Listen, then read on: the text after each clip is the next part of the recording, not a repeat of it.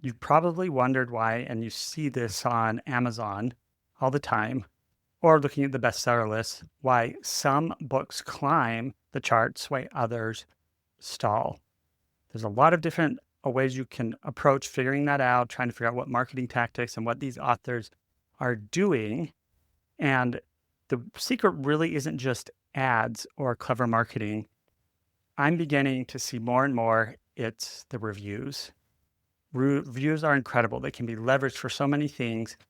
And in today's episode, I'm going to be talking about why reviews matter so much, how they fuel everything else you do, and how to ask for them in a way that feels natural and not salesy. This is Your Path to Publish. I'm your host, Zach Christensen. For the past decade, our team has guided authors just like you to find the best path to publish your book, get people excited to buy it even before it launches, and to turn it into the ultimate business card to build your business and your legacy. If you are ready to get your book out of your head and into people's hands, you're in the right place. Let's dive in.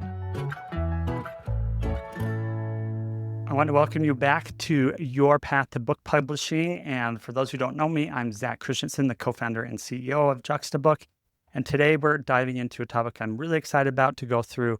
And it continues to become more and more relevant and is one of the most powerful and maybe a tad overlooked, but tends to get forgotten as it's a challenging part of the book marketing.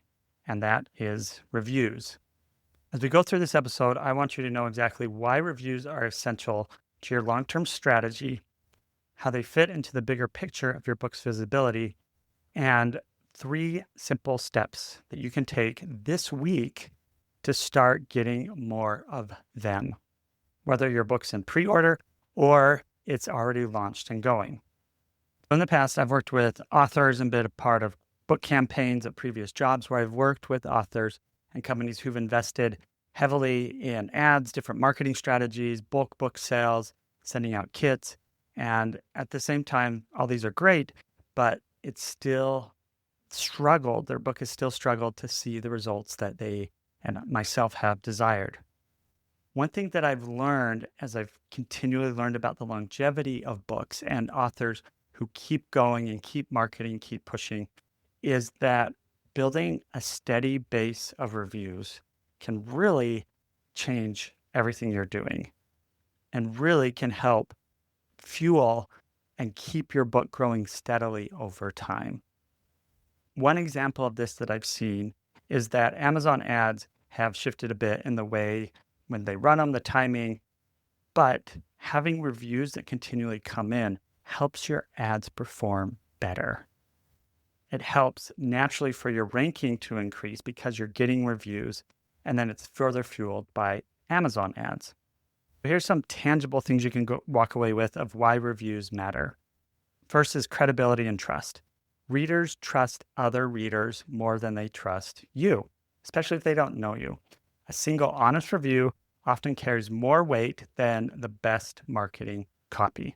And that's why you see all the digital marketers with those big long landing pages, why they have reviews integrated so much into their website and those sales funnels and process. Second is algorithm and discoverability. Amazon favors books that are selling and that convert well.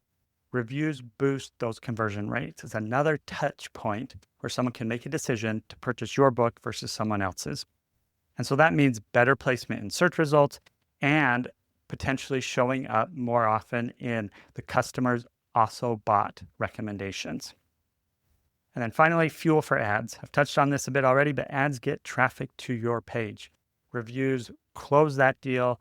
And without reviews, ads have to work twice as hard and you may have to spend just as much money and you may not get the sale. So with reviews, your ad dollars go further. And then next is longevity. Ad stops when the budget stops, but reviews continue to live on. A review written today by someone can help sell your book for months or even years down the road. And then one of my favorite things to do with reviews is you can repurpose that content. Reviews aren't just for Amazon. You can use them in your book description, on your website, and speaking proposals, even on your LinkedIn posts to thank people for the review. They're a powerful marketing asset that you can keep using over and over again. When we talk about reviews, we're not talking about something optional. Reviews are something essential for your marketing plan, and it will keep your book visible, credible, and working for you long after your launch week has begun, and even in the pre-order process. So the question you're probably running, well, how do I actually get reviews? It's hard to get reviews. For those that have launched a book already and have tried, it's tough. I've done launch teams and launch groups where we've had 1 to 300 people in them, and we consider it a success if we can get 30 to 40% to give a review on the book that they've already previously committed to. So really the key is to ask deliberately, but also in a kind way. So here are a few ways to do it. Build early momentum with advanced reader copies of the book or within your beta group. Let them know up front that their feedback and reviews matter. When it becomes time to actually review the book, we want to make it easy. Don't just say, leave me a review. Give people a direct link to your book's Amazon review page. If they don't have Amazon, ask them just to send it to you directly and ask if you can use their name and if they have a picture that they can grab from one of their social profiles to use that you can use on your website. And when you're asking, you want to make sure you personalize the ask.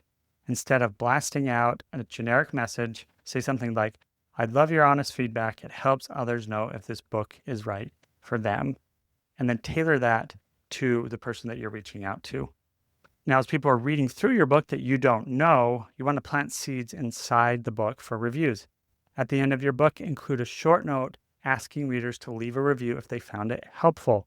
Offer an incentive. Say, if you do this, I will send you this item. Now, you don't want to pay for the review. That's something that's a little bit of a gray area, but you want to say, hey, if you give me a review, I appreciate your time and effort, and I'll send you the lost chapter, whatever that may be. And then always thank them. A simple thank you goes a long way. Gratitude is the difference between a pushy ask and an authentic one. Now, one quick caution.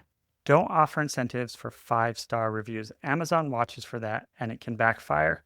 If they're getting a lot of reviews, they're all 5-star, and there's nothing, and it's all coming in around the same time, that's a red flag to Amazon, and sometimes they may stagger the reviews. Some people, if they can tell, are linked to you directly, and if it's not necessarily a verified purchase, that review may not get posted. So if someone reads it, and you know them, and they give you a 4-star instead of a 5-star, be okay with that.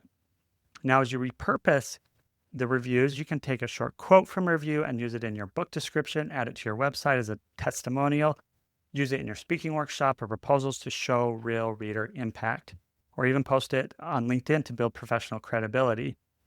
And you know what? Being an author in this business, there will be negative reviews. And I like to see negative reviews on a book because it shows that reviews actually have credibility and that your book isn't for everyone. Readers might be skeptical of a perfect wall of 5-star reviews. So an average of 4, 4.5, or 4.6 can potentially sell your book better than a flawless 5-star review. If someone posts a negative review, read it, decide if there's something useful, and if not, you might just have to let it go. Don't argue, don't attack. You can tell someone, thank you for the feedback, and let your body of positive reviews really outweigh the occasional critic. So here's your checklist for this week. Write down 5 people you'll personally ask for reviews. Draft a short, kind review request, email, or message, and include the direct link. Add a review request note to your book's back matter of your email signature, and then pick one of those today. Small steps will build momentum over time. So if you are ready to build a deliberate strategy around your book marketing, not just reviews, but so reviews aren't just feedback, please reach out to schedule a free consultation at juxtabook.com. Thank you for listening today. I appreciate your time and investing in yourself as the author and listening to what I have to offer. I continually hope it provides value. I want feedback. Give me a review. And then that way I can know better what content you want and what is and is not resonating with you. So until the next episode, keep writing, keep building your brand, keep marketing, and keep getting those reviews to achieve the success and impact that you are striving for.